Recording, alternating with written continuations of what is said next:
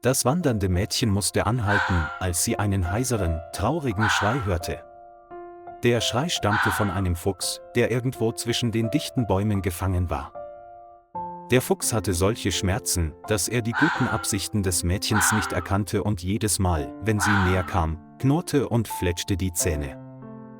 Alle ihre Bemühungen stießen auf heftigen Widerstand und nach einer Weile musste sie ihr Telefon herausholen, um die Tierrettung anzurufen. Es dauerte nur 15 Minuten, bis sie mit der kompletten Spezialausrüstung vor Ort waren. Eine Person hielt den Kopf des Vogels vorsichtig mit einem Schläger fest, um ihm bei der Flucht zu helfen, während die andere Person ihm ein Schmerzmittel spritzte. Sie steckten es in einen Käfig und brachten es direkt in die Tierklinik. Das Mädchen folgte ihm die ganze Zeit und wollte ihre Augen nicht von dem armen Tier abwenden. Im Operationssaal überprüfte der Tierarzt sofort seinen Zustand. Die Wunde am Bein war sehr schwer. Die Haut war abgenutzt und das Fleisch lag frei. Kurz darauf folgte eine Notoperation, bei der die Wunde gereinigt, verbunden und ein Gipsverband angelegt wurde, um das Bein ruhig zu stellen. Das Mädchen stand besorgt draußen und blickte in ihr Herz, in der Hoffnung, dass dieser Fuchs überleben würde. Nach vielen Monaten der Behandlung konnte der Gips endlich entfernt werden. Sein Bein, das so fest verbunden war, dass die Haut riss und eine Heilung unmöglich schien, kann sich jetzt normal bewegen.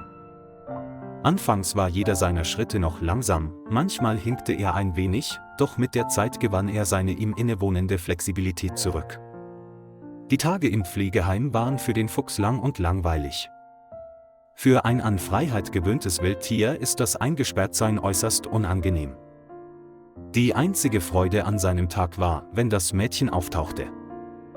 Als sich die Käfigtür öffnete, wich er nicht länger zurück, sondern kam näher, sein ganzer Körper erfüllt von gespannter Erwartung. Doch das Mädchen kam jeden Tag geduldig vorbei, brachte Essen und freundliche Worte des Trostes mit. Es begann, ihr mehr zu vertrauen und sprang manchmal sogar hoch, um sich Futter zu schnappen, bevor sie es ihm bringen konnte.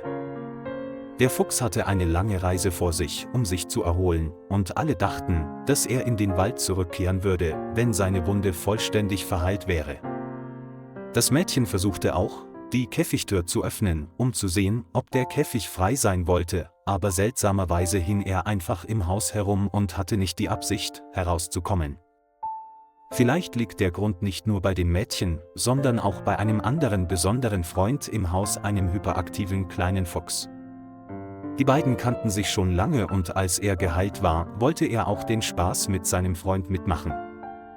Er ist im Wald aufgewachsen, doch jetzt hat sich sein Leben verändert.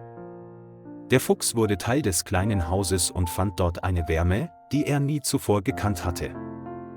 Lieber Freund, danke, dass Sie sich die Zeit genommen haben, die Geschichte zu verfolgen. Vergessen Sie nicht, den Kanal zu liken und zu abonnieren, um uns zu unterstützen.